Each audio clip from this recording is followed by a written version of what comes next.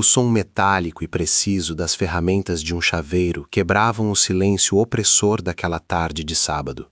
Lúcia, envolta em um casaco de lã cinza que contrastava com a serenidade de seu rosto, observava a cena sem piscar. Ao seu lado, um oficial de justiça, com uma expressão impassível, segurava uma prancheta que continha mais poder do que qualquer fortuna que Ricardo, seu ex-marido, pudesse ostentar. De dentro da mansão, através das janelas de vidro que refletiam um céu pálido, a voz de Ricardo explodiu, distorcida pela raiva e pela incredulidade. Quem você pensa que é para invadir minha propriedade? Chame a polícia! Essa mulher é uma invasora! Ele gritava para algum segurança, para o mundo, para quem quisesse ouvir. Lúcia apenas ajustou o lenço de seda em seu pescoço, um gesto sutil, de quem se prepara não para uma batalha, mas para uma formalidade. O narrador daquela história, que era o próprio destino, sussurraria para quem quisesse ouvir. Ele a chamou de invasora, sem saber que por 20 longos anos o verdadeiro invasor daquela casa, o ocupante de um bem que nunca lhe pertenceu de fato, era ele.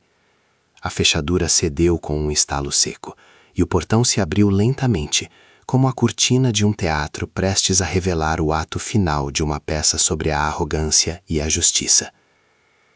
A figura de Ricardo surgiu na porta principal da mansão, o rosto vermelho de fúria, o terno caro amassado pela pressa de confrontar a audácia de sua ex-esposa.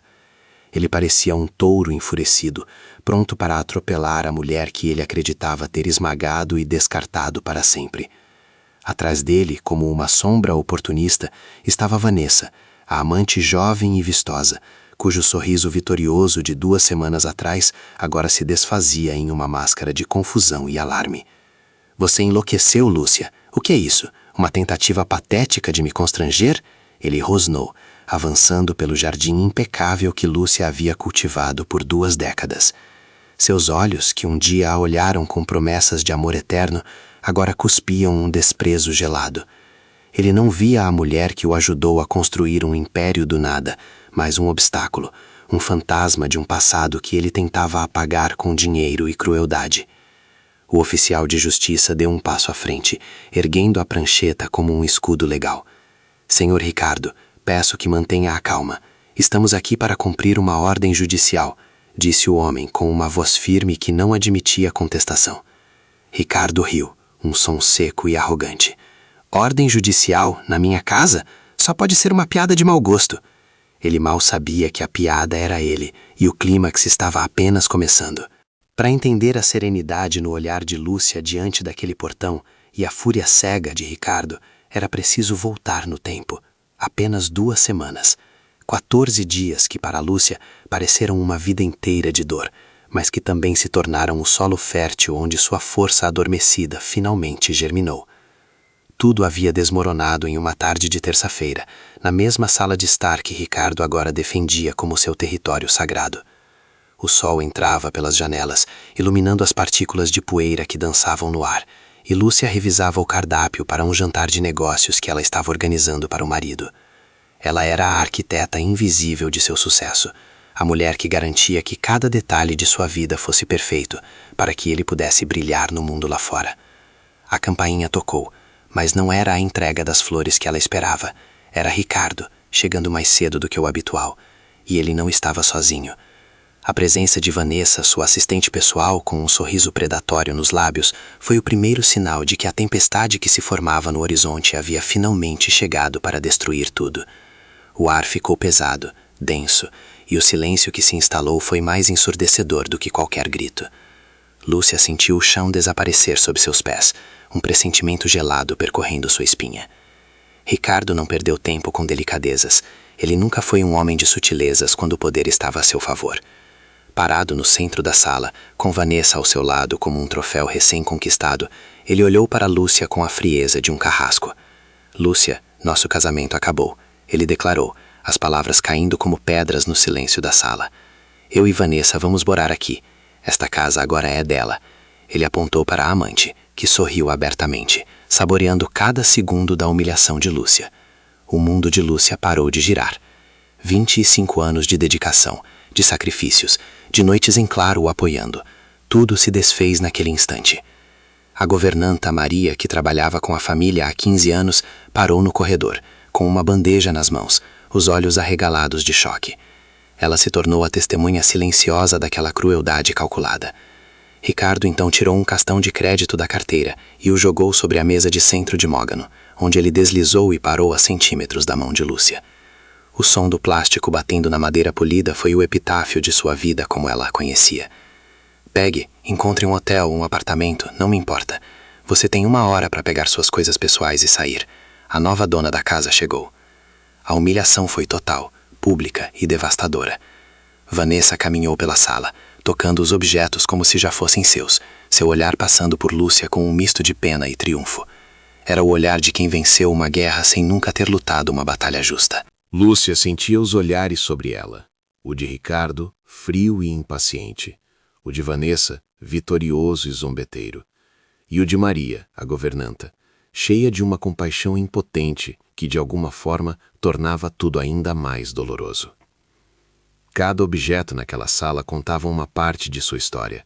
O vaso de cristal que compraram na primeira viagem a Veneza, o tapete persa que ela escolheu após meses de pesquisa, as fotos dos filhos, agora adultos, espalhadas pelas estantes.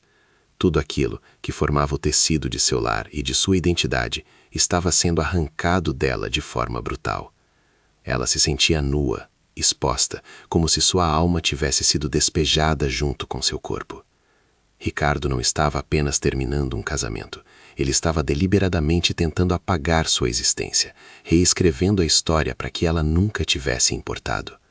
Ele a via como um móvel antigo que precisava ser substituído por um modelo mais novo e moderno. E a dor dessa anulação era mais profunda do que a da própria traição. Enquanto subia as escadas para o quarto com as pernas trêmulas, Lúcia sentia o peso de cada degrau. Seu coração batia descompassado, uma mistura de pânico e uma dor tão aguda que mal conseguia respirar. Ela não chorou. As lágrimas pareciam congeladas em algum lugar profundo de seu ser, presas por um choque que paralisava tudo. Em seu íntimo, ela ouvia a voz de seu pai, falecido há anos, um homem sábio e protetor que nunca confiou plenamente em Ricardo. Nunca dependa de um homem para ter seu teto, minha filha. A verdadeira segurança é aquela que ninguém pode tirar de você. Ele lhe dissera uma vez, enquanto assinavam alguns papéis que, na época, ela mal compreendeu. A lembrança era uma faísca fraca em meio à escuridão avassaladora de seu desespero. Naquele momento, parecia apenas uma memória agridoce, um conselho que chegava tarde demais. Ela olhou ao redor do quarto que dividira com Ricardo por tantos anos, o cheiro dele ainda no ar, e sentiu uma onda de náusea. Aquele homem que prometera protegê-la era agora a fonte de sua maior agonia. Ela pegou uma pequena mala, suas mãos agindo por instinto, e começou a colocar dentro apenas o essencial, sentindo-se uma estranha em sua própria vida. É nesse ponto, no fundo do poço da dor e da humilhação, que as histórias mais incríveis de superação costumam nascer. Se você, como nós aqui do canal, acredita que a injustiça é apenas um convite para que a verdadeira força se revele e se delicia ao ver pessoas arrogantes recebendo exatamente o que merecem, então você encontrou o seu lugar. Inscreva-se agora mesmo, ative as notificações e deixe sua curtida, pois a jornada de Lúcia está apenas começando. Compartilhe este vídeo com aquela pessoa que também ama uma boa história de vingança elegante, onde a inteligência e a lei se tornam as armas mais poderosas. O que Ricardo não sabia é que ao expulsar Lúcia daquela mansão, ele não estava a deixando sem um teto, ele estava, na verdade, a enviando diretamente para a única pessoa na face da terra que guardava a chave original daquela propriedade. Uma chave que não era de metal, mas de papel, tinta e, acima de tudo, da sabedoria de um pai que sempre soube que o maior risco para sua filha não estava no mundo dos negócios, mas no homem com quem ela havia se casado. A virada de Lúcia seria silenciosa, meticulosa e, no final, absolutamente demolidora. Ao descer as escadas com sua pequena mala, Lúcia passou por Ricardo e Vanessa, que já discutiam mudanças na decoração, como se ela fosse invisível. Ela não disse uma palavra. Não houve súplicas, nem acusações, nem lágrimas. Havia apenas um silêncio digno que os desarmou. A ausência de uma cena dramática pareceu frustrá-los. Eles esperavam um colapso, uma mulher desfeita, mas encontraram uma quietude enigmática. Ao caminhar pelo longo corredor de entrada, seus olhos se fixaram por um instante na placa de bronze ao lado da porta, que trazia o nome da propriedade: Vila Almeida. Almeida era seu sobrenome de solteira, o nome de seu pai. Ricardo, em sua arrogância, sempre achou que era apenas uma homenagem sentimental, uma peculiaridade que ele nunca se deu ao trabalho de questionar. Para ele era apenas um nome. Para Lúcia, naquele momento de ruína, aquele nome se tornou uma âncora, a primeira pista de um caminho de volta. Ao fechar a porta atrás de si, deixando para trás sua vida, seu lar e o homem que a traiu, ela não olhou para trás. Seus passos eram firmes na calçada de pedras. Ela não estava indo para um hotel. Ela tinha um destino muito mais importante. O velho escritório de advocacia do Dr. Almeida, o leal conselheiro de seu pai.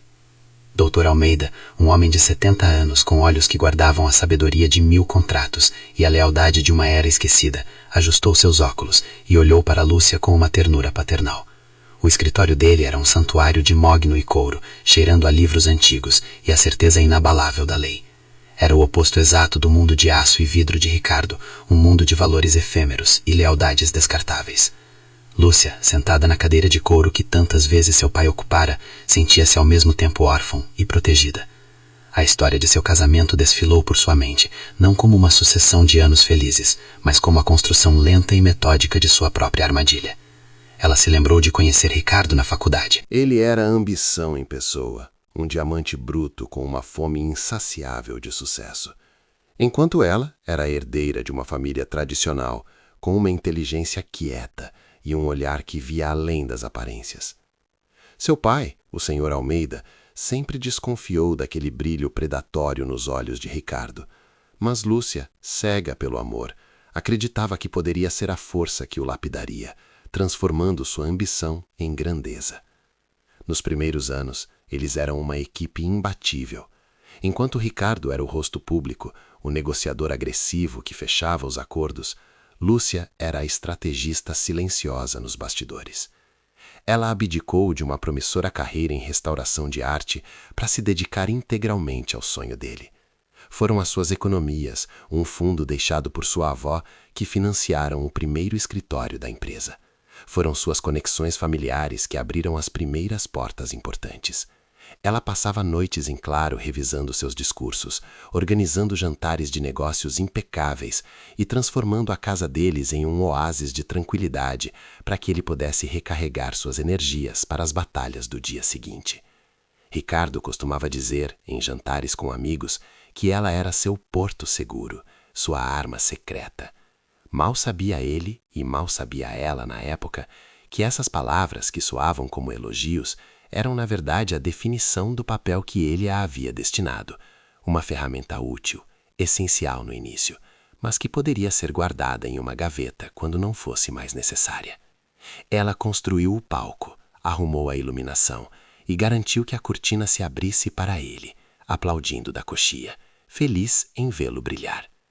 A compra da mansão, 20 anos atrás, foi o ápice dessa parceria e, paradoxalmente, o início do fim. O pai de Lúcia, já com a saúde fragilizada, convocou-os para uma reunião no escritório do Dr. Almeida. Ele anunciou que daria a eles a casa dos seus sonhos como um presente de aniversário de casamento. Ricardo mal conseguia conter a euforia. A propriedade, localizada no bairro mais nobre da cidade, era mais do que uma casa. Era um atestado de seu sucesso, um monumento à sua ascensão. Lúcia se lembrava vividamente daquele dia. Seu pai, com a mão trêmula, empurrando uma pasta de documentos sobre a mesa. "Isto é para você, minha filha, para a sua segurança", ele disse, olhando diretamente nos olhos dela, ignorando Ricardo. O futuro genro, ansioso para assinar e tomar posse do símbolo de seu novo status, mal olhou para as cláusulas. Ele viu apenas as palavras "doação" e o endereço da propriedade. Dr. Almeida, seguindo as instruções de seu cliente, redigiram uma escritura de doação com cláusulas de incomunicabilidade e inalienabilidade, registrando o imóvel exclusivamente em nome de Lúcia. Ricardo, em sua arrogância, assinou onde lhe foi mandado, considerando a papelada uma mera formalidade. Com o passar dos anos, o sucesso de Ricardo cresceu exponencialmente, e com ele, seu ego. A Vila Almeida, como a propriedade fora batizada em homenagem à família de Lúcia, tornou-se o palco de suas conquistas. Ele a exibia para sócios e investidores como o fruto de seu trabalho árduo, omitindo gradualmente o papel de Lúcia e a origem do bem. A mulher que fora sua arma secreta agora era tratada como parte da mobília, uma presença elegante, mas silenciosa, cuja única função era garantir que a casa funcionasse com a precisão de um relógio suíço. As conversas sobre negócios foram substituídas por ordens sobre o jantar. Suas opiniões, antes valorizadas, agora eram recebidas com um sorriso condescendente. "Deixe os negócios comigo, querida. Apenas cuide da casa", ele dizia, patrulhando os corredores da mansão como um rei inspecionando seu castelo. Ele havia se esquecido completamente daquele detalhe na escritura. Para ele, a casa era sua por direita, uma conquista material que refletia seu poder. Ele se tornou o protagonista de uma história que ele mesmo reescreveu, na qual Lúcia era apenas uma coadjuvante esquecida.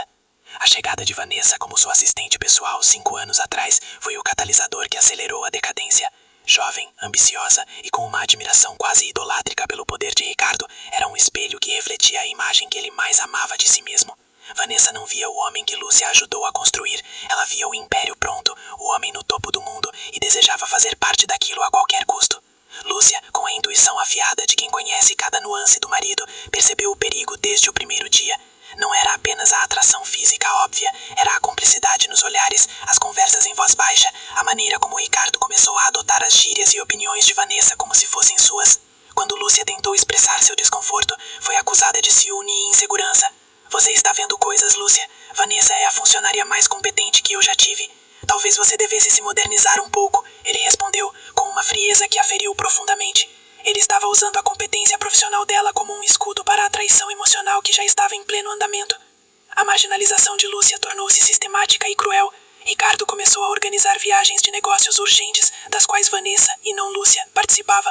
Os jantares em casa para clientes foram substituídos por eventos em restaurantes da moda, onde a presença de uma esposa de meia-idade não se encaixava na imagem de dinamismo que ele queria projetar. Em uma ocasião particularmente dolorosa, durante um jantar de Natal com a família dele, Lúcia comentou sobre um investimento que ouvira Ricardo discutir. Ele a interrompeu no meio da frase, rindo para seu irmão. "A Lúcia agora acha que entende de mercado de ações. É adorável, não é?" A humilhação pública, disfarçada de brincadeira, silenciou-a pelo resto da noite. Todos na mesa riram, cúmplices daquela pequena crueldade. Ela percebeu que não estava mais lutando contra uma amante. Estava lutando contra a imagem que Ricardo criara para si mesmo, uma imagem na qual ela não tinha mais lugar. Ele a estava apagando de sua vida, um pequeno corte de cada vez, preparando o terreno para a amputação final. A família de Ricardo, que nunca a aceitou completamente por sua natureza reservada e por não pertencer ao círculo social original deles, tornou-se um coro de apoio à sua arrogância. Sua sogra, uma mulher que media o valor das pessoas pelo saldo bancário, sempre a considerou simples demais para seu filho brilhante. Agora, ela tecia elogios abertos a Vanessa, a quem descrevia como uma jovem cheia de vida e ambição, exatamente o que o Ricardo precisa para continuar crescendo. Eles viam em Vanessa a personificação da riqueza e do poder que Ricardo havia conquistado, enquanto Lúcia representava o passado, a fase de luta que eles preferiam esquecer. Ninguém se lembrava, ou fingia não se lembrar, que fora o apoio e os recursos iniciais de Lúcia que haviam tornado tudo aquilo possível. Para eles, a história de sucesso de Ricardo começou no dia em que ele se tornou milionário. Todo o sacrifício anterior foi convenientemente varrido para debaixo do tapete persa da sala de estar, o mesmo tapete que Lúcia havia escolhido com tanto carinho anos antes. Nos últimos meses, o desprezo de Ricardo se tornou palpável. Ele já não se dava ao trabalho de esconder sua vida dupla. Chegava em casa tarde da noite, com o cheiro do perfume de Vanessa em suas roupas, e olhava para Lúcia com uma impaciência irritada, como se a mera presença dela fosse um incômodo. Ele parou de depositar dinheiro na conta conjunta, entregando-lhe um cartão de crédito com o limite controlado, tratando-a como uma funcionária, a quem se paga uma mesada, e não como a parceia de uma vida. Ele estava testando os limites, medindo sua reação, e a dignidade silenciosa de Lúcia foi interpretada por ele como fraqueza. Ele a via como uma mulher derrotada, sem recursos e sem coragem para lutar. Acreditava que ela estava tão acostumada à vida de luxo que aceitaria qualquer migalha para não perdê-la.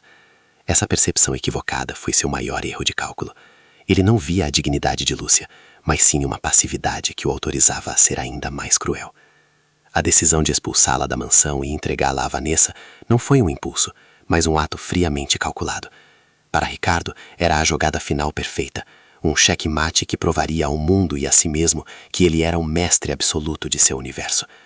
Ao dar a casa para a amante, ele não estava apenas se livrando da esposa, estava reescrevendo o passado, aniquilando simbolicamente a contribuição dela e instalando um novo regime.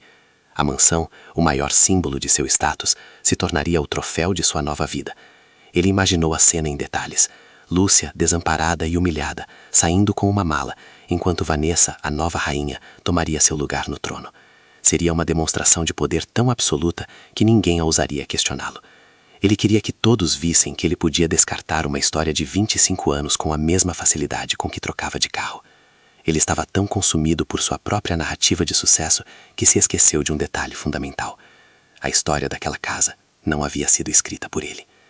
Assim, na tarde daquela terça-feira fatídica, quando Ricardo entrou na sala com Vanessa a tiracolo, ele não estava apenas terminando um casamento. Ele estava executando um plano que vinha sendo arquitetado em sua mente arrogante há meses. Cada palavra, cada gesto, foi pensado para infligir a máxima dor e humilhação. O cartão de crédito jogado sobre a mesa, a frase, a nova dona da casa chegou. A presença da governanta como testemunha. Tudo fazia parte de um teatro cruel, cujo objetivo era quebrar o espírito de Lúcia de forma irremediável.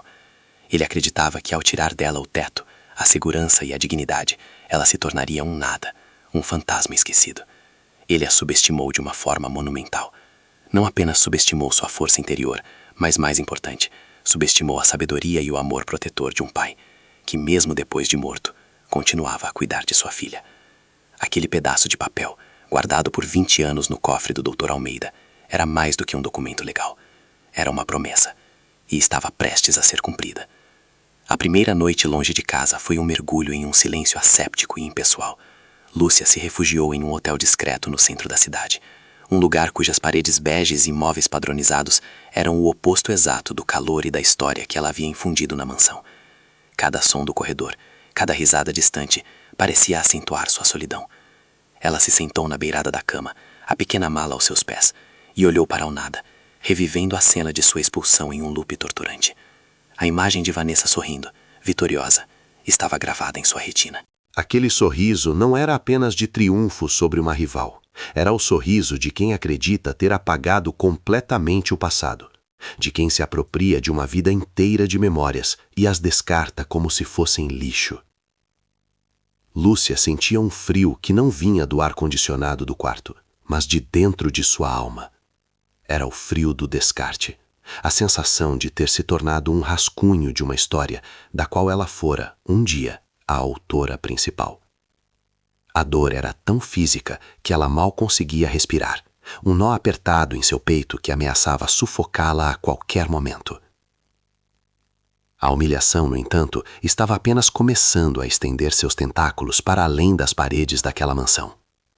No dia seguinte, tentando comprar um simples café e um sanduíche em uma padaria charmosa, Lúcia sentiu o primeiro golpe da nova realidade de Ricardo. Ela entregou o cartão de crédito que ele jogara sobre a mesa, o mesmo pedaço de plástico que deveria ser seu passaporte para uma nova vida. A atendente passou o cartão 1, 2 vezes. "Desculpe, senhora, mas foi acusado", disse a jovem, com um olhar de pena. Lúcia sentiu o rosto queimar de vergonha. As pessoas na fila atrás dela começaram a se mover impacientemente. Ela sabia que não era falta de limite. Ricardo, com sua crueldade meticulosa, havia cancelado o cartão. Era uma demonstração de poder, uma forma de lembrá-la de que cada centavo, cada migalha, passava por suas mãos. Ele não a queria apenas fora de casa. Ele a queria desamparada, faminta, forçada a rastejar de volta para ele por sobrevivência. Ela pagou com as poucas notas que tinha na carteira e saiu da padaria com o sanduíche intocado nas mãos, a fome substituída por uma náusea amarga de impotência. 2 dias depois, o ataque veio de outra frente, mirando a última centelha de sua identidade profissional. Lúcia mantinha um trabalho de meio período em uma prestigiosa galeria de arte, uma paixão que ela cultivava para manter sua mente afiada e sua alma nutrida. Era seu pequeno mundo, longe do império de Ricardo. Naquela manhã, ela recebeu uma ligação do dono da galeria, um homem que sempre a tratara com respeito. A voz dele, no entanto, estava tensa e desconfortável. "Lúcia, sinto muito, mas teremos que encerrar nossa colaboração", ele disse, atropelando as palavras. Estamos reestruturando, buscando um perfil mais alinhado com nossa nova clientela. Lúcia entendeu imediatamente. O dono da galeria era um dos muitos empresários que dependiam dos contratos de Ricardo. Aquele telefonema tinha o cheiro da influência de seu ex-marido. Ele estava sistematicamente cortando todas as suas raízes, isolando-a, garantindo que ela não tivesse para onde ir, nem como se reerguer.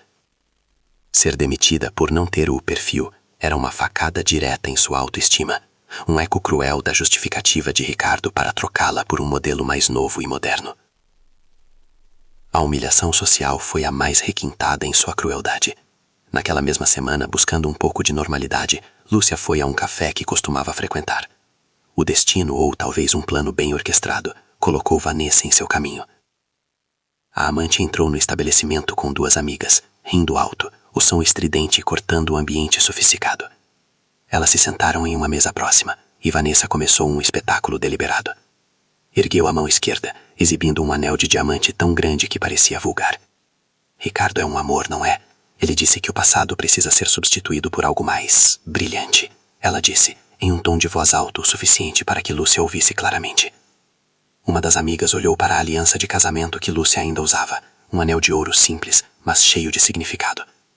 Vanessa seguiu o olhar e sorriu com desdém. Algumas coisas simplesmente perdem o brilho com o tempo.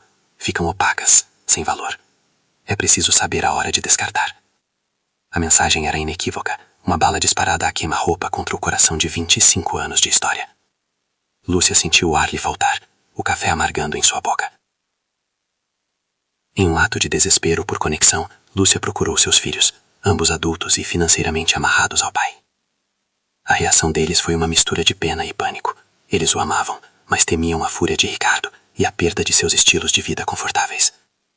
Seu filho mais velho, Marcos, o convidou para um jantar em família no fim de semana, uma tentativa desajeitada de normalidade. Lúcia aceitou, agarrando-se à esperança de encontrar um porto seguro em meio à tempestade. Mal sabia ela que estava caminhando para o epicentro de sua maior humilhação. Ao chegar na casa do filho, seu coração afundou. O carro esportivo de Ricardo estava estacionado na frente. E através da janela, ela viu a silhueta de Vanessa ao lado dele. Não era um jantar de família para acolhê-la. Era uma armadilha, uma demonstração de força da nova ordem familiar.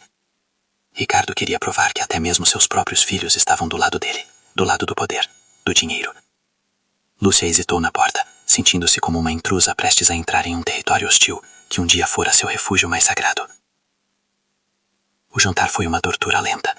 Lúcia foi relegada a um lugar na ponta da mesa, como uma parente distante e incômoda. Ricardo dominava a conversa, contando histórias de suas recentes vitórias nos negócios, com Vanessa pendurada em seu braço, rindo de cada piada sem graça. A família de Ricardo, seus irmãos e cunhadas, tratavam Vanessa com uma familiaridade forçada, fazendo perguntas sobre seus planos para a nova casa. Ninguém olhava diretamente para Lúcia. Ela era um fantasma, uma presença que todos tentavam ignorar. Em um momento de crueldade calculada, Ricardo se virou para ela e disse com um sorriso falso: "Lúcia, você parece cansada. Essa vida de solteira deve ser exaustiva, não é? Sem ninguém para cuidar das coisas." A mesa inteira soltou uma risada contida, uma onda de zombaria que a atingiu em cheio. Seus próprios filhos baixaram os olhos para os pratos, covardes em seu silêncio. Cada garfada era difícil de engolir, cada palavra trocada era um lembrete de que ela não pertencia mais àquele mundo, àquela família que ela ajudou a construir. O golpe final de sua anulação veio através de seu neto. O pequeno Léo, de 3 anos, começou a chorar, cansado e manhoso. Sua nora, sem pensar, pegou o menino no colo e o levou até Lúcia. "Toma, avó, acalma ele para mim. Você tem o jeito", disse ela com a naturalidade de quem pede um favor a uma empregada. Naquele instante, Lúcia compreendeu a totalidade de sua nova posição. Ela não era mais a matriarca, a avó respeitada. Ela havia sido rebaixada ao papel funcional de babá, útil apenas para suas habilidades domésticas, exatamente como Ricardo havia. Enquanto ela embalava o neto, o cheiro familiar do cabelo do menino, misturado ao seu perfume, ela observava a cena à sua frente. Ricardo e Vanessa brindando com taças de cristal, seus filhos discutindo a próxima viagem de férias, e ela ali, no canto da sala, invisível, servindo a um propósito prático. O amor que sentia pelo neto se misturou a uma dor profunda de apagamento. Ela não era mais uma pessoa, era uma função, um serviço a ser utilizado quando conveniente e esquecido logo depois.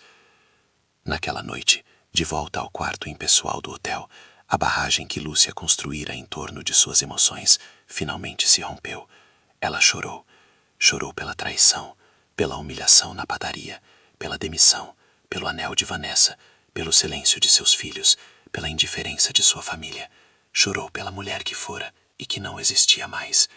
A dor era um oceano escuro e gelado, e ela estava se afogando nele. Ela se encolheu na cama, o corpo sacudindo com soluços silenciosos, sentindo-se a criatura mais solitária e descartável do mundo.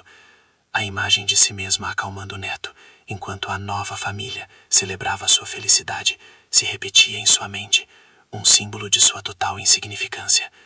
Ela queria desaparecer, evaporar, deixar de existir para que a dor finalmente parasse. Aquele era o fundo do poço, o ponto mais baixo de sua existência, um lugar de escuridão total, onde a esperança parecia uma estrela morta há milhões de anos. A mulher forte e digna que saíra daquela mansão havia se desintegrada, deixando para trás apenas fragmentos de vergonha e desespero.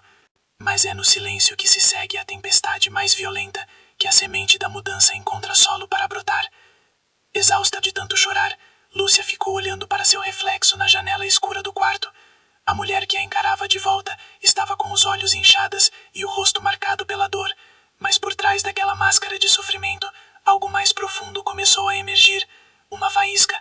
Era a memória de seu pai, a voz dele ecoando em sua mente, não como uma lembrança triste, mas como um comando. A verdadeira segurança é aquela que ninguém pode tirar de você. Ela percebeu que, ao aceitar cada humilhação em silêncio, ela estava permitindo que Ricardo e o mundo definissem seu valor. Seu silêncio não fora dignidade, fora permissão.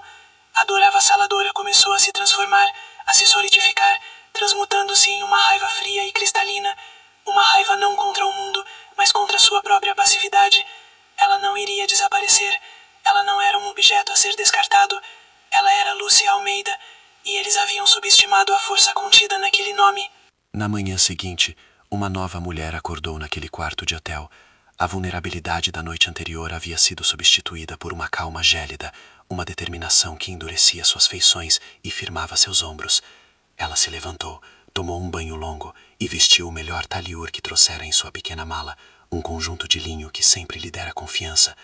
Maquiou-se com cuidado, não para esconder os vestígios do choro, mas para construir uma armadura. Ao se olhar no espelho, não viu mais a vítima. Viu uma estrategista se preparando para a batalha.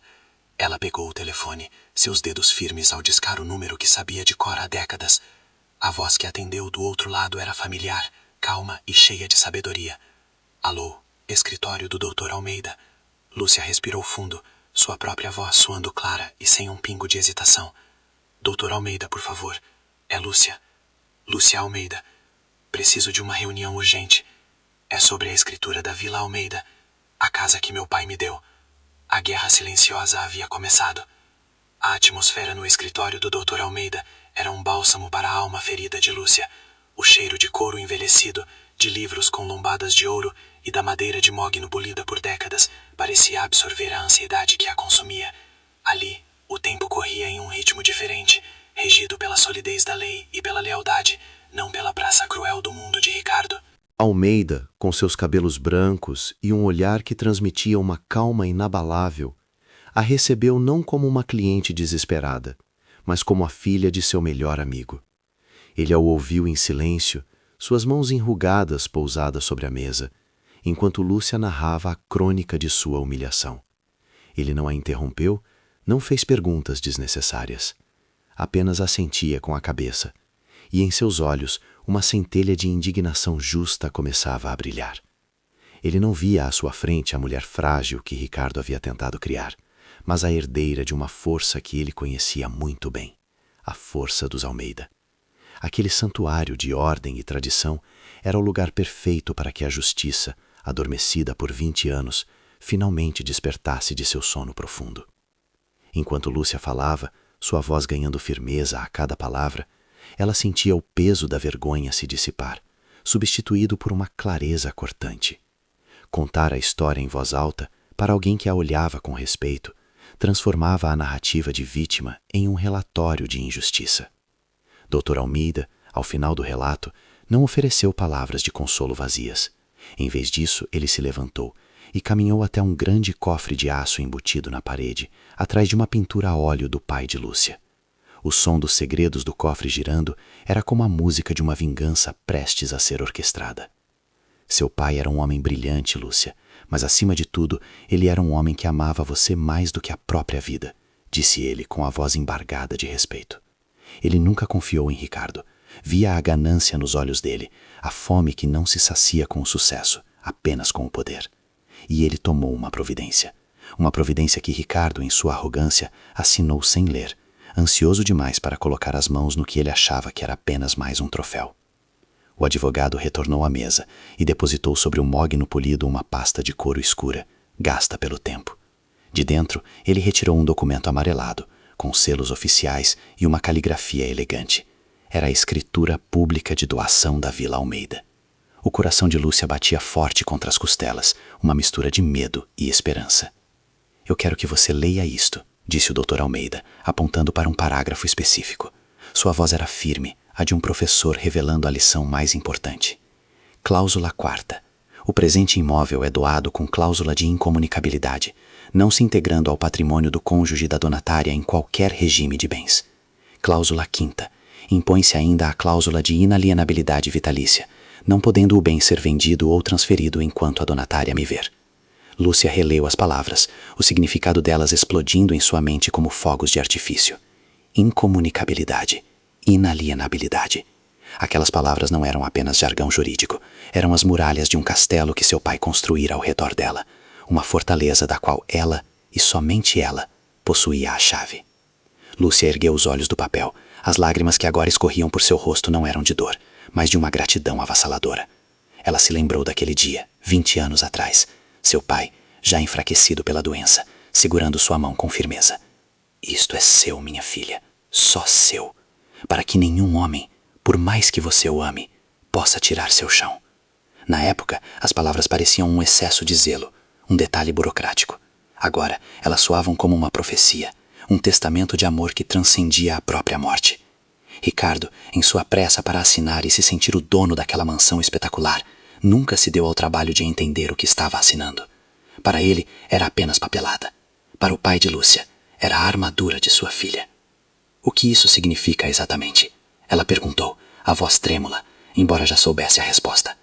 Dr. Almeida sorriu, um sorriso que continha 20 anos de paciência. Significa, minha querida, que Ricardo nunca foi o dono daquela casa.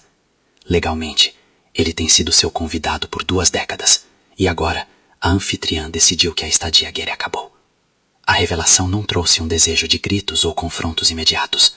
Em vez disso, uma calma glacial e poderosa se instalou em Lúcia. A mulher quebrada que entrara naquele escritório havia sido forjada novamente no fogo da verdade. Ela não era uma invasora, não era uma sem-teto. Ela era a proprietária, a única e verdadeira dona. Todo o poder que Ricardo acreditava ter sobre ela, o poder de dar e tirar um teto, era uma ilusão, uma farsa construída sobre a fundação de sua própria ignorância. A humilhação que ele lhe impusera não era um ato de poder, mas o desespero de um impostor tentando se convencer de sua própria importância. E o que fazemos agora? Perguntou Lúcia, sua voz agora desprovida de qualquer hesitação. Ela não estava mais pedindo ajuda, estava planejando uma estratégia. Dr. Almeida se inclinou para a frente, seus olhos brilhando com a antecipação de uma batalha jurídica que ele sabia que já estava ganha. Agora, ele disse, com um tom de quem revela o movimento final de um jogo de xadrez: nós não pedimos. Nós tomamos de volta o que é seu por direito. O plano nasceu ali, naquela sala silenciosa, uma obra de arte de justiça poética. Não bastava simplesmente enviar uma notificação e esperar que Ricardo saísse. A humilhação dele precisava ser simétrica à dela. Pública, chocante e inesquecível. Dr. Almeida explicou os passos legais. Primeiro, uma ação de reintegração de posse, com pedido de liminar, baseada na prova irrefutável da escritura. Com a posse e propriedade dela sendo tão claras, um juiz concederia a ordem rapidamente. Lúcia, no entanto, acrescentou o toque final, o elemento teatral que transformaria a justiça em uma obra-prima. Eu sei que Ricardo e Vanessa estão planejando uma pequena festa no jardim no próximo sábado, disse ela, lembrando-se de um comentário de sua nora durante o fatídico jantar. Eles querem celebrar a nova vida deles. Acho que seria um momento perfeito para o oficial de justiça entregar a ordem de despejo, na frente de todos os amigos que aplaudiram minha queda. O advogado a olhou com admiração. A aluna havia superado o mestre. A vingança não seria quente e explosiva, mas fria, elegante e servida diante de uma plateia. Enquanto isso, a quilômetros de distância, na mansão que ele acreditava ser seu reino, Ricardo vivia o auge de sua arrogância. Ele se sentia invencível. Lúcia havia desaparecido sem deixar rastros, o que ele interpretava como a rendição final de uma mulher fraca e sem recursos. Ele havia verificado suas contas. Nenhum movimento. O cartão de crédito cancelado não gerou nenhuma reclamação. Para ele, ela estava em algum lugar, lambendo as feridas, provavelmente na casa de alguma amiga condoída, esperando que ele sentisse pena e lhe oferecesse uma pensão miserável. Ele riu com Vanessa sobre isso enquanto escolhiam novas cortinas para a sala de estar. Ela sempre foi tão passiva, nunca soube lutar por nada, ele comentou, servindo-lhe uma taça de champanhe caro. Agora ela aprendeu que o mundo pertence aos fortes. Vanessa sorriu, beijando-o. E nós somos os mais fortes, meu amor. Eles brindaram ao futuro, cegos para o fato de que seu castelo de cartas estava prestes a ser derrubado por um sopro de verdade. Um vento que soprava de um passado que Ricardo se esforçou tanto para esquecer. Ao sair do escritório do Dr. Almeida, Lúcia sentia o sol da tarde em seu rosto de uma maneira diferente. Não era mais a luz indiferente que iluminava sua solidão, mas um holofote que anunciava seu retorno ao palco. Ela não era mais a coadjuvante de sua própria vida. Ela era a protagonista, a diretora e a produtora de seu ato final. Em sua bolsa, ela não carregava apenas uma cópia da escritura, mas o peso reconfortante da justiça. O plano estava em movimento.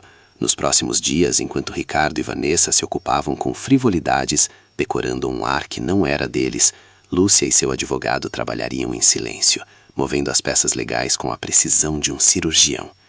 Ela não sentia ódio, nem mesmo raiva, sentia apenas uma determinação serena, a certeza de quem está prestes a restaurar a ordem natural do universo.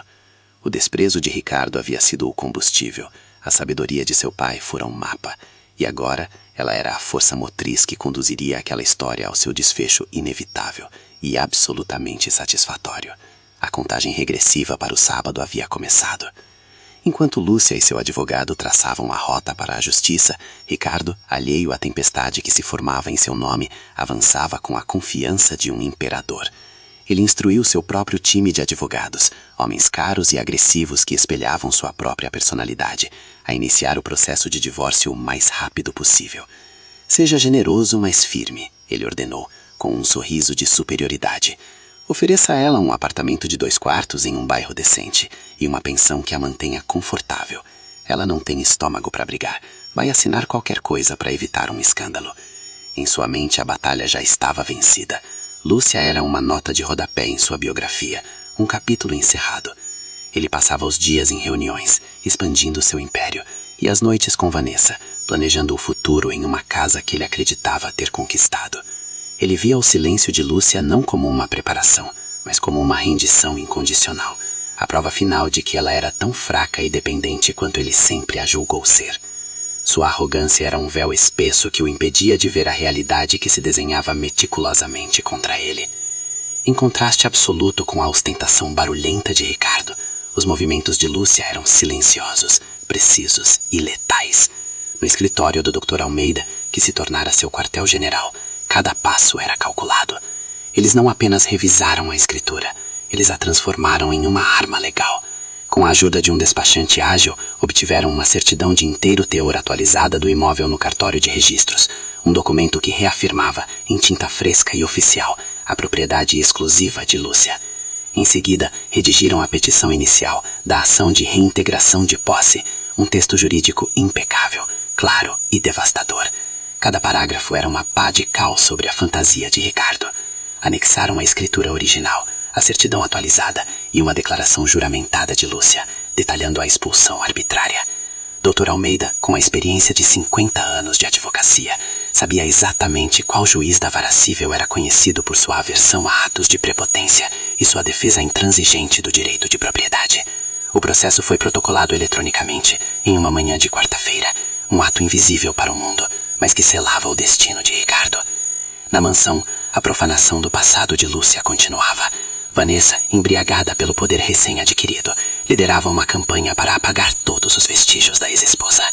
Ela contratou decoradores e paisagistas, ordenando a substituição dos móveis clássicos escolhidos por Lúcia por peças de design moderno, frias e impessoais. As roseiras que Lúcia cultivara por 20 anos no jardim foram arrancadas para dar lugar a uma piscina com borda infinita. Esta casa precisa de vida nova, de energia jovem. Chega desse ar de museu, dizia ela a Ricardo, que concordava com tudo, encantado com a vitalidade e a ousadia de sua nova parceira. Certa tarde, enquanto supervisionava a retirada do piano de cauda de Lúcia, Vanessa encontrou uma caixa de partituras antigas. Sem hesitar, jogou-a em uma pilha de entulho. Para ela, aquilo era lixo. Para Lúcia, eram as memórias de sua mãe. Cada objeto descartado, cada mudança na decoração, era um ato de aniquilação simbólica, a tentativa desesperada de um casal de impostores de legitimar sua posse através da destruição da história que os precedia, sem saber que a verdadeira história estava registrada em cartório. A resposta da justiça foi mais rápida do que Lúcia ousara esperar.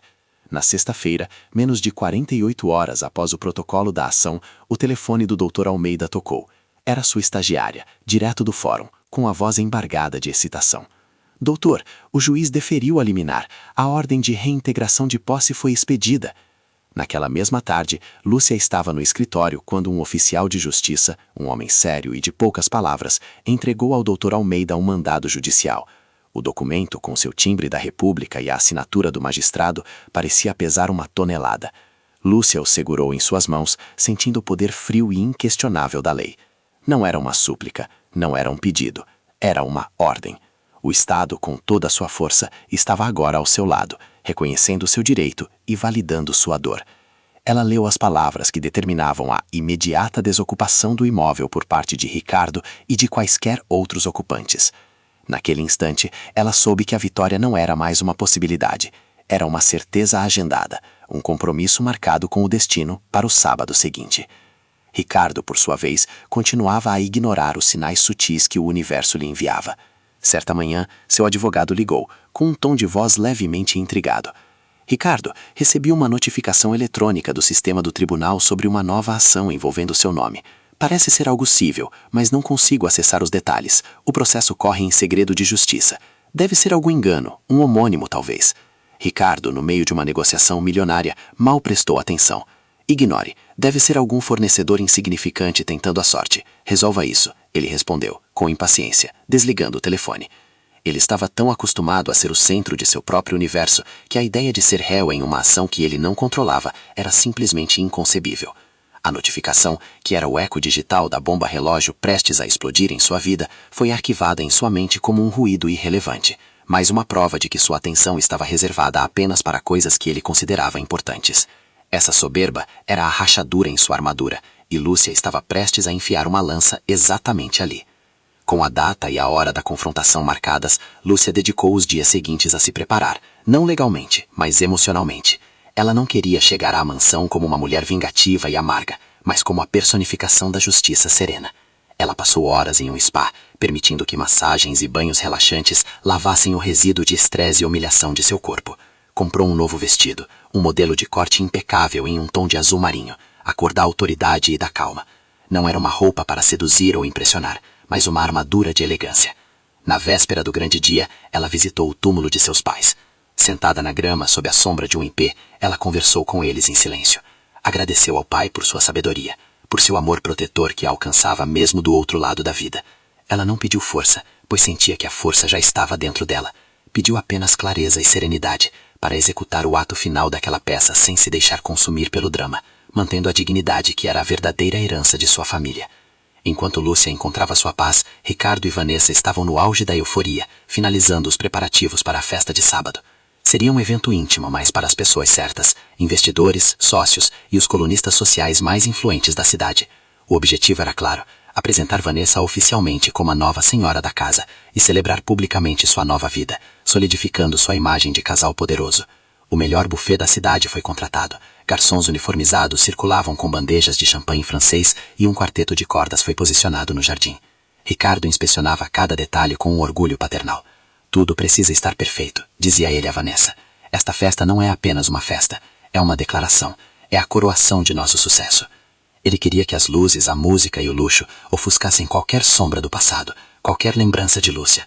Mal sabia ele que estava, na verdade, montando o palco mais espetacular possível para sua própria humilhação pública, convidando as testemunhas mais importantes para assistirem à sua queda em primeira mão. O sábado amanheceu com um céu límpido e um sol brilhante, um cenário perfeito para o drama que estava prestes a se desenrolar. Às 3 da tarde, os primeiros convidados começaram a chegar à Vila Almeida, maravilhados com as novas mudanças na decoração e com a atmosfera de poder e celebração. Ricardo, vestindo um terno de linho branco, recebia a todos com um sorriso largo, o braço possessivamente ao redor da cintura de Vanessa, que brilhava em um vestido vermelho vibrante e joias caríssimas. O som das risadas e das taças de cristal se misturava à melodia suave do quarteto de cordas. Era uma imagem de sucesso perfeito, um cartão postal da felicidade comprada. Ricardo sentia-se no topo do mundo, o mestre de seu destino, o rei em seu castelo. Cada aperto de mão, cada elogio de seus convidados inflava ainda mais seu ego. Ele havia conseguido tudo o que queria, a riqueza, o poder e a mulher troféu. Ele olhou para o portão da mansão, o mesmo portão pelo qual Lúcia saíra 2 semanas antes, e sorriu, satisfeito com a certeza de que ela jamais o cruzaria novamente. A poucos quarteirões de distância, em um sedã preto com vidros escuros, o silêncio era absoluto. Lúcia, sentada no banco de trás ao lado do Dr. Almeida, olhava pela janela sem ver a paisagem. Ela estava calma, seu coração batendo em um ritmo firme e constante. Na sua frente, no banco do passageiro, o oficial de justiça revisava o mandado pela última vez, sua expressão impassível.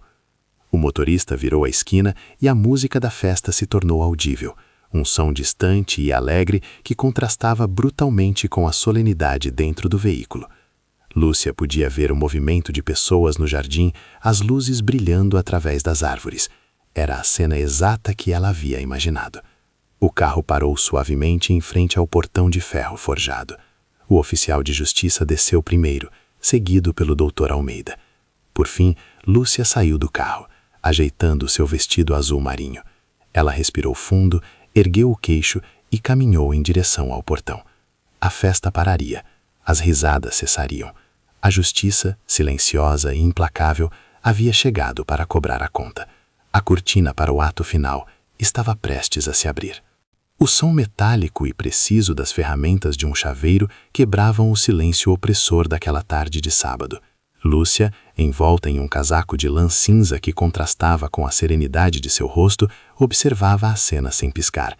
Ao seu lado, um oficial de justiça com uma expressão impassível segurava uma prancheta que continha mais poder do que qualquer fortuna que Ricardo, seu ex-marido, pudesse ostentar. De dentro da mansão, através das janelas de vidro que refletiam um céu pálido, a voz de Ricardo explodiu, distorcida pela raiva e pela incredulidade. Quem você pensa que é para invadir minha propriedade? Chame a polícia! Essa mulher é uma invasora! Ele gritava, para algum segurança, para o mundo, para quem quisesse ouvir. Lúcia apenas ajustou o lenço de seda em seu pescoço, um gesto sutil de quem se prepara não para uma batalha, mas para uma formalidade. O narrador daquela história, que era o próprio destino, sussurraria para quem quisesse ouvir. Ele a chamou de invasora, sem saber que por 20 longos anos, o verdadeiro invasor daquela casa, o ocupante de um bem que nunca lhe pertenceu de fato, era ele.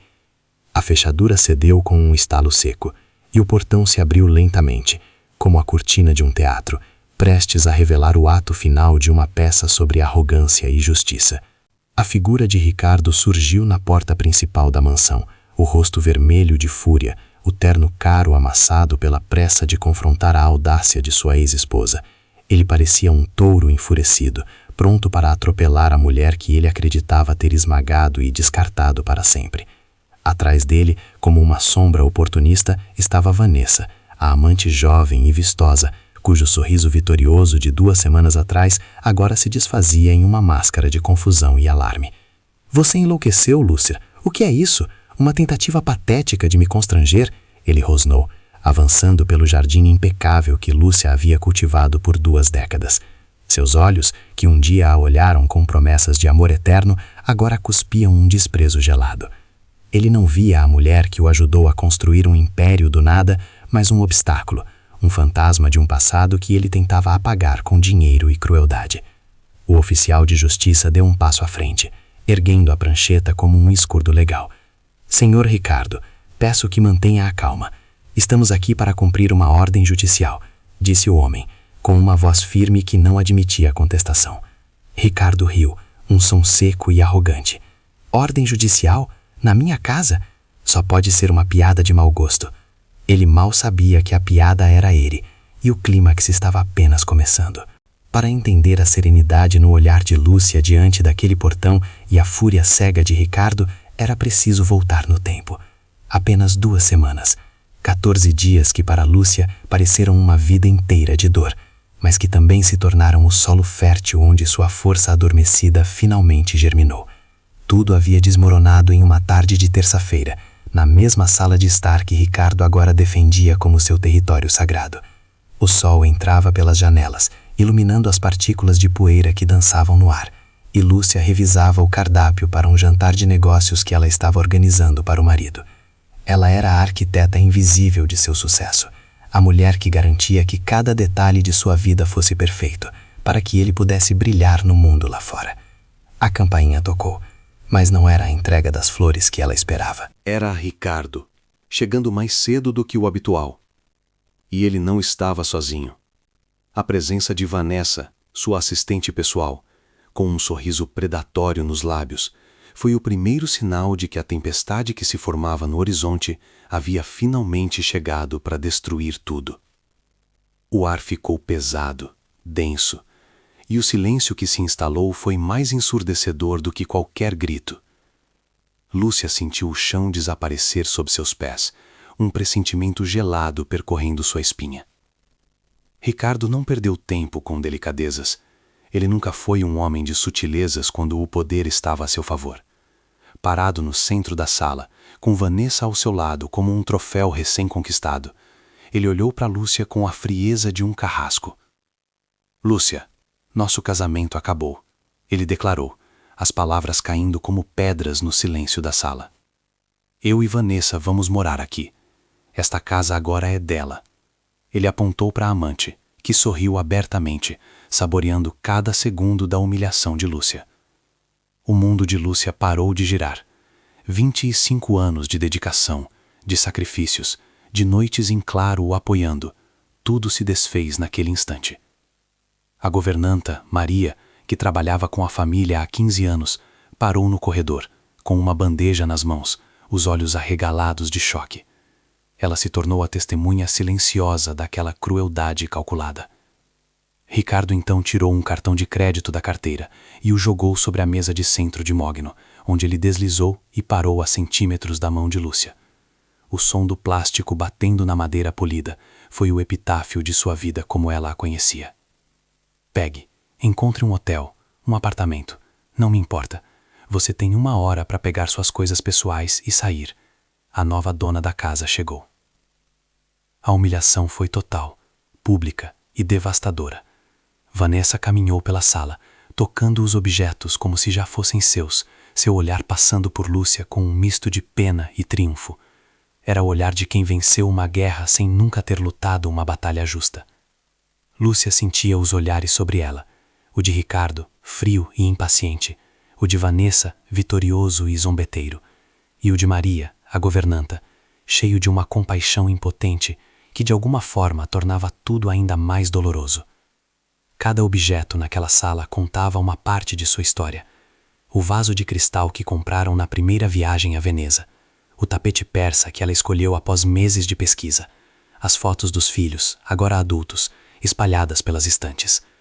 Tudo aquilo que formava o tecido de seu lar e de sua identidade estava sendo arrancado dela de forma brutal. Ela se sentia nua, exposta, como se sua alma tivesse sido despejada junto com seu corpo. Ricardo não estava apenas terminando um casamento.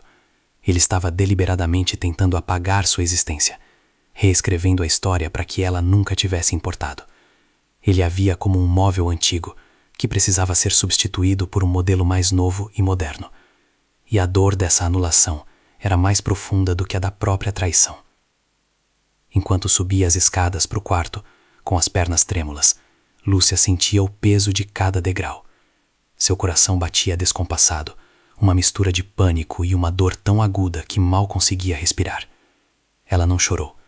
As lágrimas pareciam congeladas em algum lugar profundo de seu ser, presas por um choque que paralisava tudo.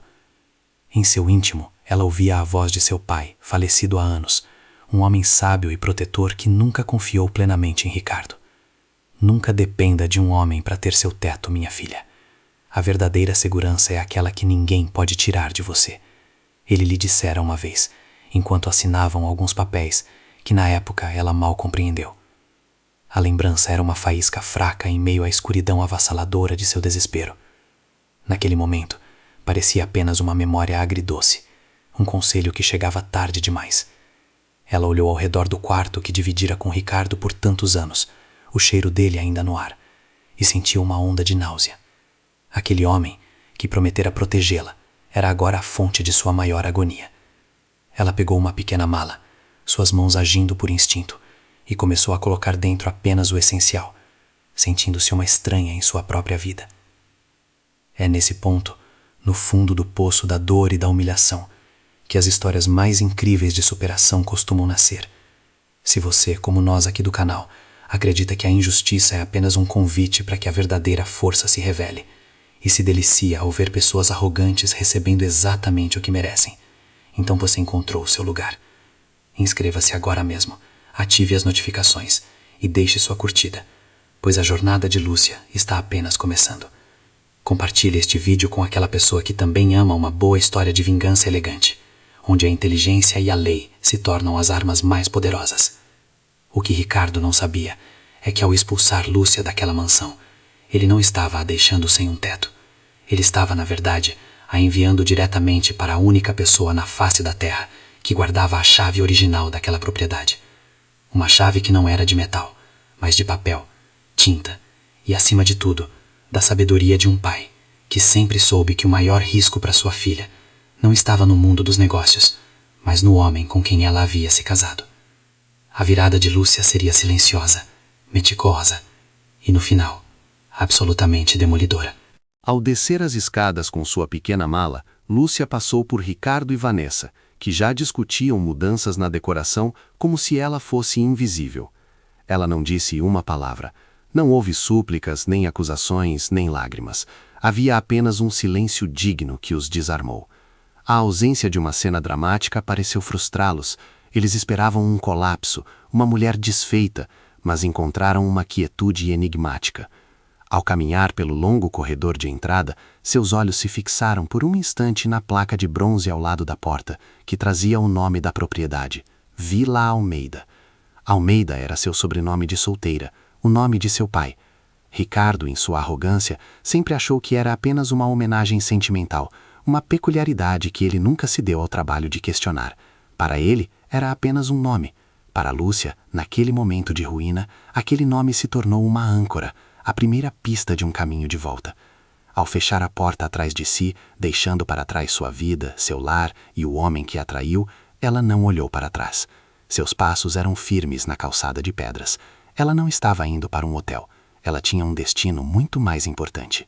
O velho escritório de advocacia do Dr. Almeida, o leal conselheiro de seu pai. Dr. Almeida, um homem de 70 anos com olhos que guardavam a sabedoria de 1000 contratos e a lealdade de uma era esquecida, ajustou seus óculos e olhou para Lúcia com uma ternura paternal. O escritório dele era um santuário de mogno e couro, cheirando a livros antigos e a certeza inabalável da lei. Era o oposto exato do mundo de aço e vidro de Ricardo, um mundo de valores efêmeros e lealdades descartáveis. Lúcia, sentada na cadeira de couro que tantas vezes seu pai ocupara, sentia-se ao mesmo tempo órfã e protegida. A história de seu casamento desfilou por sua mente, não como uma sucessão de anos felizes, mas como a construção lenta e metódica de sua própria armadilha. Ela se lembrou de conhecer Ricardo na faculdade. Ele era a ambição em pessoa, um diamante bruto com uma fome insaciável de sucesso, enquanto ela era a herdeira de uma família tradicional, com uma inteligência quieta e um olhar que via além das aparências. Seu pai, o Sr. Almeida, sempre desconfiou daquele brilho predatório nos olhos de Ricardo, mas Lúcia, cega pelo amor, acreditava que poderia ser a força que o lapidaria, transformando sua ambição em grandeza. Nos primeiros anos, eles eram uma equipe imbatível. Enquanto Ricardo era o rosto público, o negociador agressivo que fechava os acordos, Lúcia era a estrategista silenciosa nos bastidores. Ela abdicou de uma promissora carreira em restauração de arte para se dedicar integralmente ao sonho dele. Foram as suas economias, um fundo deixado por sua avó, que financiaram o primeiro escritório da empresa. Foram suas conexões familiares que abriram as primeiras portas importantes. Ela passava noites em claro revisando seus discursos, organizando jantares de negócios impecáveis e transformando a casa deles em um oásis de tranquilidade para que ele pudesse recarregar suas energias para as batalhas do dia seguinte. Ricardo costumava dizer em jantares com amigos que ela era seu porto seguro, sua arma secreta. Mal sabia ele e mal sabia ela na época que essas palavras que soavam como elogios eram na verdade a definição do papel que ele a havia destinado. Uma ferramenta útil, essencial no início, mas que poderia ser guardada em uma gaveta quando não fosse mais necessária. Ela construiu o palco, arrumou a iluminação e garantiu que a cortina se abrisse para ele, aplaudindo da coxinha, feliz em vê-lo brilhar. A compra da mansão, 20 anos atrás, foi o ápice dessa parceria e, paradoxalmente, o início do fim. O pai de Lúcia, já com a saúde fragilizada, convocou-os para uma reunião no escritório do Dr. Almeida.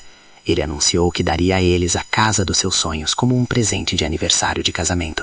Ricardo mal conseguia conter a euforia. A propriedade, localizada no bairro mais nobre da cidade, era mais do que uma casa. Era um atestado de seu sucesso, um monumento à sua ascensão. Lúcia se lembrava vividamente daquele dia, seu pai com a mão trêmula, empurrando uma pasta de documentos sobre a mesa. "Isto é para você, minha filha, para sua segurança", ele disse, olhando diretamente nos olhos dela, ignorando Ricardo. O futuro genro, ansioso para assinar e tomar posse do símbolo de seu novo status, mal olhou para as cláusulas. Ele viu apenas as palavras doação e o endereço da propriedade. Dr. Almeida, seguindo as instruções de seu cliente, redigira uma escritura de doação com cláusulas de incomunicabilidade e inalienabilidade, registrando o imóvel exclusivamente em nome de Lúcia. Ricardo, em sua arrogância, assinou aonde lhe foi mandado, considerando a papelada uma mera formalidade. Com o passar dos anos, o sucesso de Ricardo cresceu exponencialmente, e com ele, seu ego. A Vila Almeida, como a propriedade fora batizada em homenagem à família de Lúcia, tornou-se o palco de suas conquistas. Ele a exibia para sócios e investidores como o fruto de seu trabalho árduo, omitindo gradualmente o papel de Lúcia e a origem do bem.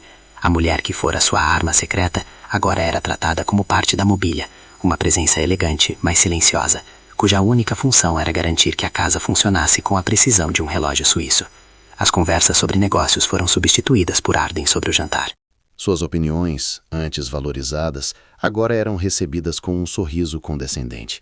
"Deixe os negócios comigo, querida. Apenas cuide da casa", ele dizia, patrulhando os corredores da mansão como um rei inspecionando seu castelo. Ele havia se esquecido completamente daquele detalhe na escritura. Para ele, a casa era sua por direita, uma conquista material que refletia seu poder. Ele se tornou o protagonista de uma história que ele mesmo reescreveu, na qual Lúcia era apenas uma coadjuvante esquecida. A chegada de Vanessa como sua assistente pessoal, 5 anos atrás, foi o catalisador que acelerou a decadência. Jovem, ambiciosa e com uma admiração quase idolátrica pelo poder de Ricardo, ela era um espelho que refletia a imagem que ele mais amava de si mesmo. Vanessa não via o homem que Lúcia ajudou a construir. Ela via um império pronto, o homem no topo do mundo, e desejava fazer parte daquilo a qualquer custo. Lúcia, com a intuição afiada de quem conhece cada nuance do marido, percebeu o perigo desde o primeiro dia. Não era apenas a atração física óbvia, era a cumplicidade nos olhares, as conversas em voz baixa, a maneira como Ricardo começou a adotar as gírias e opiniões de Vanessa como se fossem suas. Quando Lúcia tentou expressar seu desconforto, foi acusada de ciúme e insegurança. "Você está vendo coisas, Lúcia. Vanessa é a funcionária mais competente que eu já tive. Talvez você devesse se modernizar um pouco", ele respondeu, com uma frieza que a feriu profundamente. Ele estava usando a competência profissional dela como um escudo para a traição emocional que já estava em pleno andamento. A marginalização de Lúcia tornou-se sistemática e cruel. Ricardo começou a organizar viagens de negócios urgentes, das quais Vanessa, e não Lúcia, participava. Os jantares em casa para clientes foram substituídos por eventos em restaurantes da moda, onde a presença de uma esposa de meia-idade não se encaixava na imagem de dinamismo que ele queria projetar. Em uma ocasião particularmente dolorosa, durante um jantar de Natal com a família dele, Lúcia comentou sobre um investimento que ouvira Ricardo discutir. Ele a interrompeu no meio da frase, rindo para seu irmão. A Lúcia agora acha que entende de mercado de ações. É adorável, não é? A humilhação pública, disfarçada de brincadeira, silenciou-a pelo resto da noite. Todos na mesa riram, cúmplices daquela pequena crueldade. Ela percebeu que não estava mais lutando contra uma amante. Estava lutando contra a imagem que Ricardo criara para si mesmo. Uma imagem na qual ela não tinha mais lugar. Ele a estava apagando de sua vida, um pequeno corte de cada vez, preparando o terreno para a amputação final. A família de Ricardo, que nunca a aceitou completamente por sua natureza reservada e por não pertencer ao círculo social original deles, tornou-se um coro de apoio à sua arrogância. Sua sogra, uma mulher que media o valor das pessoas pelo saldo bancário, sempre a considerou simples demais para seu filho brilhante. Agora ela tecia elogios abertos a Vanessa, a quem descrevia como uma jovem cheia de vida e ambição, exatamente o que o Ricardo precisa para continuar crescendo. Eles viam em Vanessa a personificação da riqueza e do poder que Ricardo havia conquistado, enquanto Lúcia representava o passado, a fase de luta que eles preferiam esquecer. Ninguém se lembrava, ou fingia não se lembrar, que fora o apoio e os recursos iniciais de Lúcia que haviam tornado tudo aquilo possível. Para eles, a história de sucesso de Ricardo começou no dia em que ele se tornou milionário. Todo o sacrifício anterior foi convenientemente varrido para debaixo do tapete persa da sala de estar, o mesmo tapete que Lúcia havia escolhido com tanto carinho anos antes. Nos últimos meses, o desprezo de Ricardo se tornou palpável. Ele já não se dava ao trabalho de esconder sua vida dupla. Chegava em casa tarde da noite, com o cheiro do perfume de Vanessa em suas roupas, e olhava para Lúcia com uma impaciência irritada, como se a mera presença dela fosse um incômodo. Ele parou de depositar dinheiro na conta conjunta, entregando-lhe um cartão de crédito com um limite controlado, tratando-a como uma funcionária a quem se paga uma mesada, e não como a parceira de uma vida. Ele estava testando os limites, medindo sua reação, e a dignidade silenciosa de Lúcia foi interpretada por ele como fraqueza. Ele a via como uma mulher derrotada, sem recursos e sem coragem para lutar. Acreditava que ela estava tão acostumada à vida de luxo que aceitaria qualquer migalha para não perdê-la. Essa percepção equivocada foi seu maior erro de cálculo. Ele não via a dignidade de Lúcia, mas sim uma passividade que o autorizava a ser ainda mais cruel. A decisão de expulsá-la da mansão e entregá-la a Vanessa não foi um impulso, mas um ato friamente calculado. Para Ricardo, era a jogada final perfeita, um checkmate que provaria ao mundo e a si mesmo que ele era o mestre absoluto de seu universo. Ao dar a casa para a amante, ele não estava apenas se livrando da esposa, estava reescrevendo o passado, aniquilando simbolicamente a contribuição dela e instalando um novo regime. A mansão, o maior símbolo de seu status, se tornaria o troféu de sua nova vida. Ele imaginou a cena em detalhes. Lúcia, desamparada e humilhada, saindo com uma mala, enquanto Vanessa, a nova rainha, tomaria seu lugar no trono. Seria uma demonstração de poder tão absoluta que ninguém jamais ousaria questioná-lo. Ele queria que todos vissem que ele podia descartar uma história de 25 anos com a mesma facilidade com que trocava de carro. Ele estava tão consumido por sua própria narrativa de sucesso que se esqueceu de um detalhe fundamental. A história daquela casa não havia sido escrita por ele. Assim, na tarde daquela terça-feira fatídica, quando Ricardo entrou na sala com Vanessa a tiracolo, ele não estava apenas terminando um casamento. Ele estava executando um plano que vinha sendo arquitetado em sua mente arrogante há meses. Cada palavra, cada gesto foi pensado para infligir a máxima dor e humilhação. O cartão de crédito jogado sobre a mesa, a frase "a nova dona da casa chegou", a presença da governanta como testemunha, tudo fazia parte de um teatro cruel, cujo objetivo era quebrar o espírito de Lúcia de forma irremediável. Ele acreditava que, ao tirar dela o teto, a segurança e a dignidade, ela se tornaria um nada, um fantasma esquecido. Ele a subestimou de uma forma monumental. Não apenas subestimou sua força interior, mas, mais importante, subestimou a sabedoria e o amor protetor de um pai, que, mesmo depois de morto, continuava a cuidar de sua filha. Aquele pedaço de papel, guardado por 20 anos no cofre do Dr. Almeida, era mais do que um documento legal. Era uma promessa e estava prestes a ser cumprida. A primeira noite longe de casa foi um mergulho em um silêncio asséptico e impessoal. Lúcia se refugiou em um hotel discreto no centro da cidade, um lugar cujas paredes beges e móveis padronizados eram o oposto exato do calor e da história que ela havia infundido na mansão.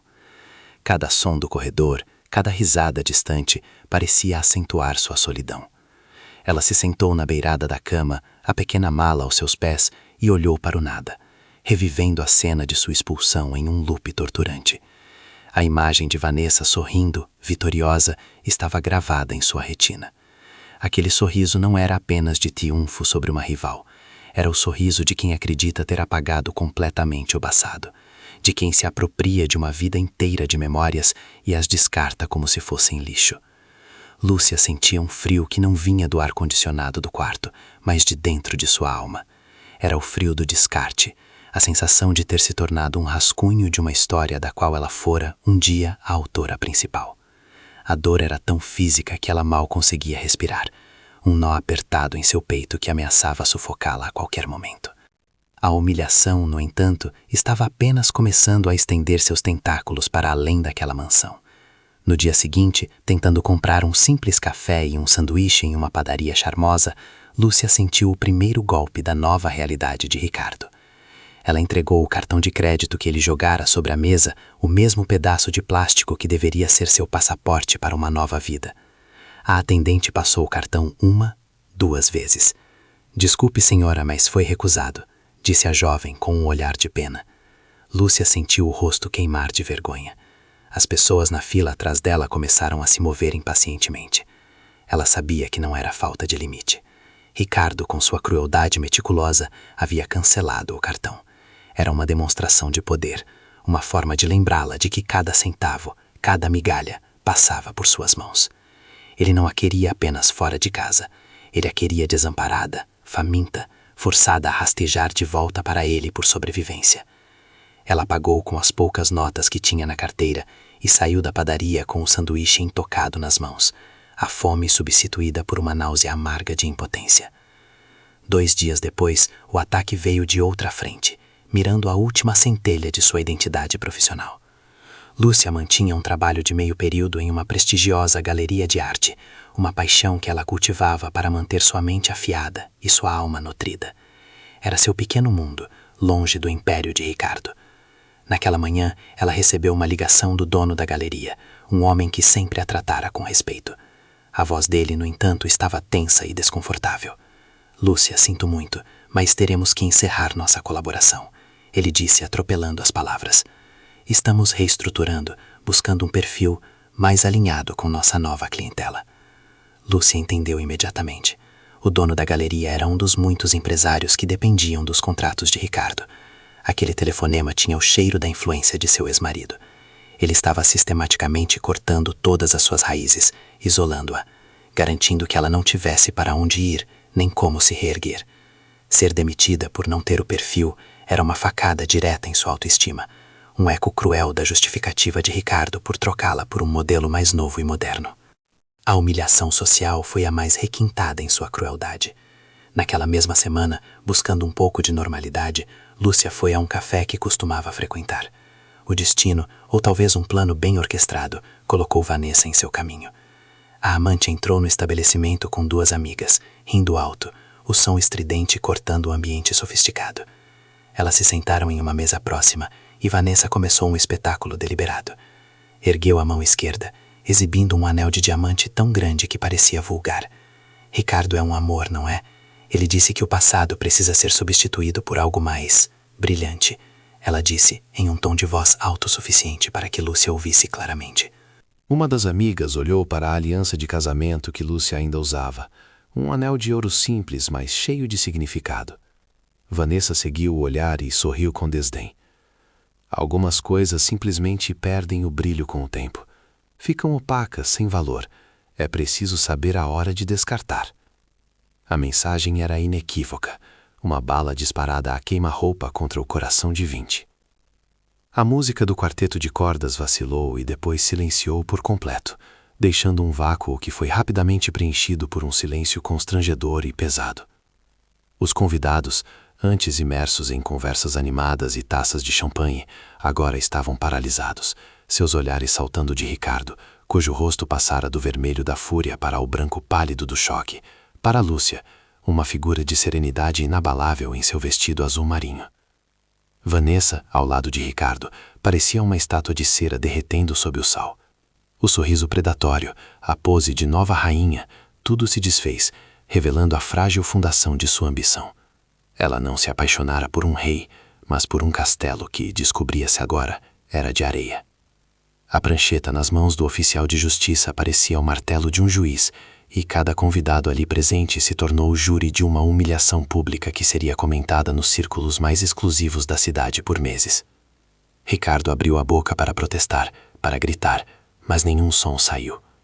Ele, o homem das palavras, o mestre dos discursos, estava mudo diante da verdade irrefutável escrita em papel timbrado. Naquele instante, ele não era mais o anfitrião de uma festa luxuosa, era apenas um invasor sendo formalmente notificado de seu despejo. Dr. Almeida, com a calma de quem esperou 20 anos por aquele momento, deu um passo à frente, sua voz clara e firme cortando a tensão. Para que não haja dúvidas, ele começou, dirigindo-se não apenas a Ricardo, mas a toda a plateia atônita. A propriedade conhecida como Vila Almeida foi doada em vida pelo Sr. Almeida, a sua única filha, a Sra. Lúcia Almeida, conforme esta escritura pública lavrada há 2 décadas. Ele fez uma pausa dramática, deixando as palavras ecoarem pelo jardim. O documento, assinado pelo próprio Sr. Ricardo na qualidade de cônjuge anuente, inclui cláusulas de incomunicabilidade e inalienabilidade. Em termos simples, para que todos entendam, esta casa nunca fez parte do patrimônio do casal. Ela sempre foi e continua sendo propriedade exclusiva e intransferível da Sra. Lúcia.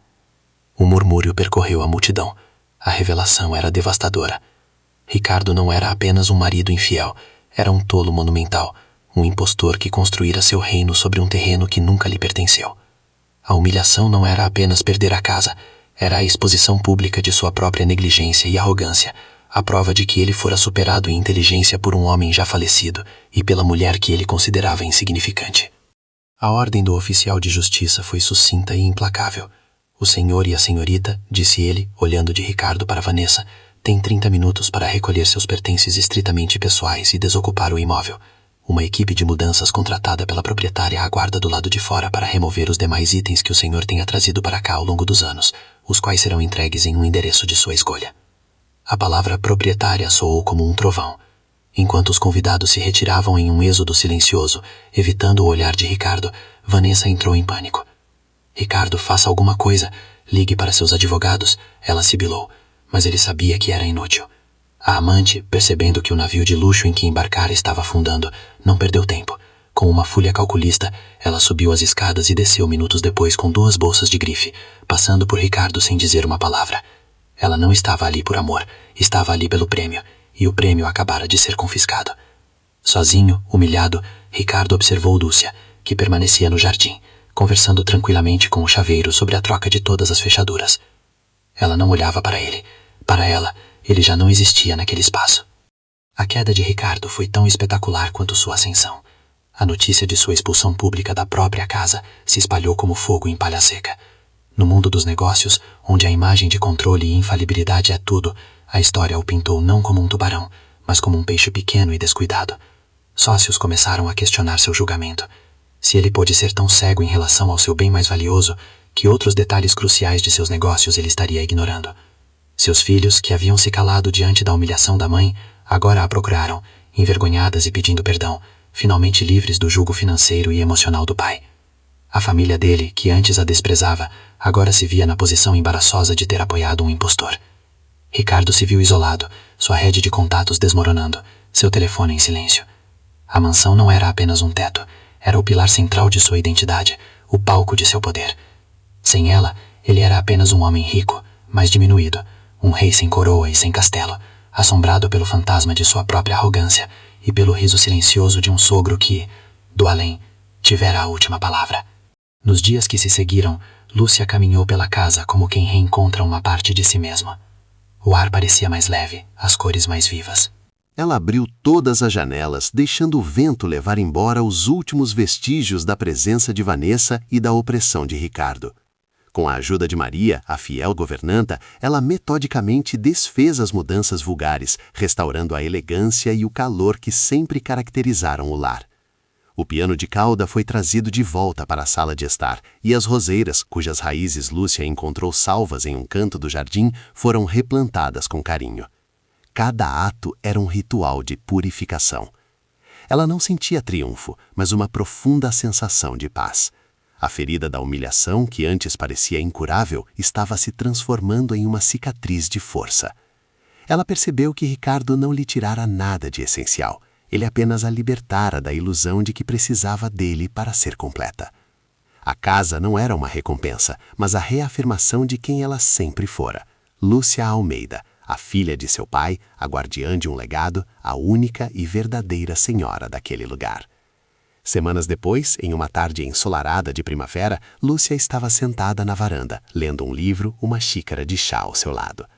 O jardim, agora livre das ostentações de Ricardo, florescia sob seus cuidados. Ela não estava mais esperando por ninguém, não estava mais servindo aos sonhos de ninguém, estava simplesmente vivendo os seus. Ela ergueu os olhos do livro e olhou para a placa de bronze ao lado da porta, Vila Almeida. O nome nunca lhe pareceu tão apropriado. Aquela não era apenas uma casa, era a prova material de que a verdadeira força não reside no barulho do poder e do dinheiro, mas na sabedoria silenciosa do amor e da proteção. Ricardo, em sua arrogância, acreditava que as paredes daquela mansão eram o símbolo de sua conquista, sem jamais entender a lição fundamental que o pai de Lúcia lhe ensinara. Um homem pode construir um império de tijolos e argamassa, mas é a fundação, muitas vezes invisível, que sustenta tudo. E a fundação daquela casa, assim como a da vida de Lúcia, sempre pertenceu a ela.